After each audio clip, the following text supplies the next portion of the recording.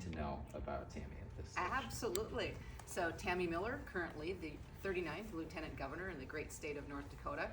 I have, prior to coming to the governor's office, I was the CEO at Border States Electric, did that job for 14 years. And during that time, hired a lot of great talent, managed big budgets, and really learned how to deliver great service. And I want to take that expertise to the citizens of North Dakota. All of that private experience will be good for the state of North Dakota.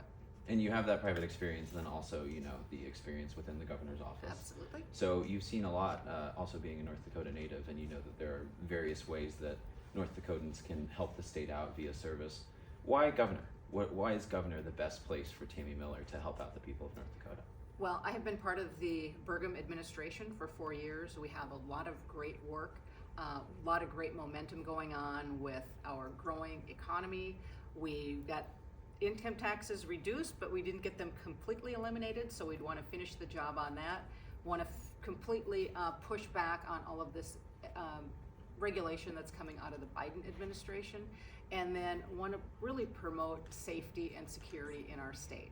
I think my background, if I can take just a few minutes to talk about my background, my hometown is Brockett, North Dakota. I don't know if you've ever heard of that. I did a little check. Are you still population under 100? Or? The population is 34. Okay, there you go. Yes, so that's where I grew up. My parents had a business called Miller Shopping Center on the Prairie. You know, when you're a child of business owners, you don't always get the best jobs, so did jobs like stocking shelves and cleaning toilets. And our business was out in the country, basically. We lived a mile away from it, and the robbers knew that it took a while for the sheriff to come, so our store was frequently robbed, and we would go there with our shotguns and protect it until the sheriff arrived.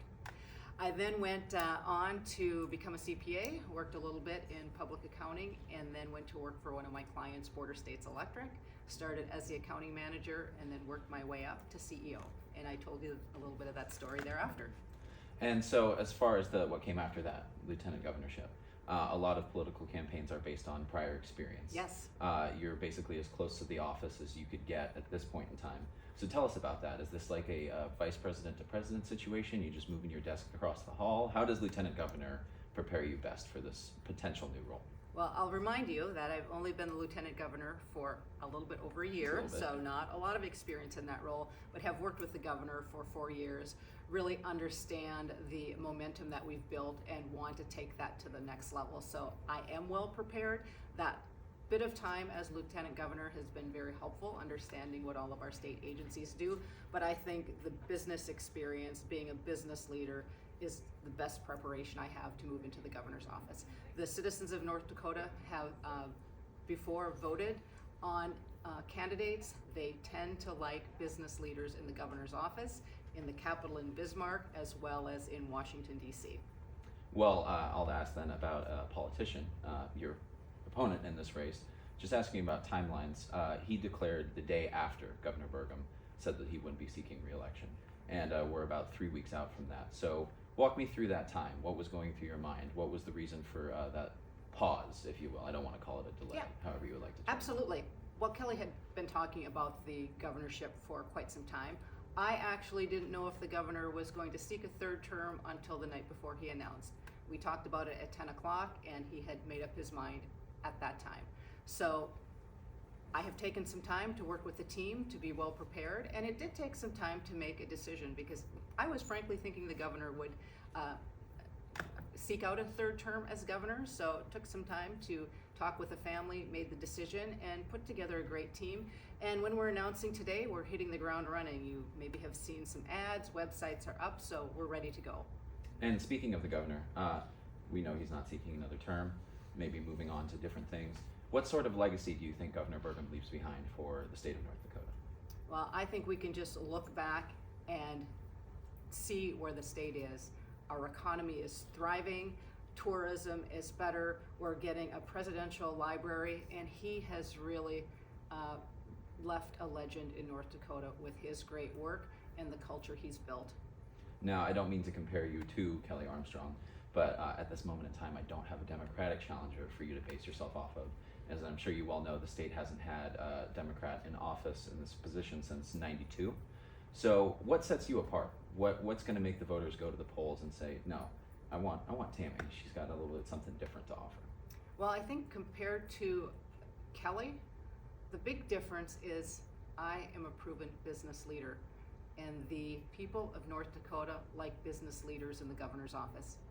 And as far as policies go, is there anything at the top of your agenda? Is there something on day one you're really looking to get accomplished? Absolutely, and a lot of it is continuing this great momentum we have going under Governor Burgum. So continuing to focus on growing and diversifying the economy. We made a good first step in reducing individual income taxes during the last legislative session. We want to eliminate individual income tax across the state and keep those dollars back in taxpayers' pockets. Want to push back on the Biden administration and this overreaching regulation that they keep pushing out. We want to really watch spending, maximize every dollar, and then promote public safety, really backing the blue, the brown, the green, and as we like to say, also make North Dakota the most military-friendly state in the nation. And so what are the next steps? This is day one. Yes. You're in Fargo right now. Where are we headed next? What do the next few weeks, months look like in terms of a game plan? Absolutely. So this afternoon we will get to Bismarck. We'll do a bit of a media tour in Bismarck, and then we will be hitting the ground running, getting out to see as many individuals in the state of North Dakota as we can to show up, listen, and learn from them. All right. Is there anything that I didn't hit in my questions that you would like to make sure that the people know? I would just like to remind everyone that I am a proven business leader. The citizens of North Dakota do like business leaders in the governor's office. We want to continue to grow the economy and eliminate the individual income tax. And if anyone would like to get to know more about me, check me out at tammymiller.com. Well, those are all the questions that I had. Perfect. If we can let you go on that. Thank How you. are we doing on time, Dawson? Awesome. Good. Thank you. I appreciate it.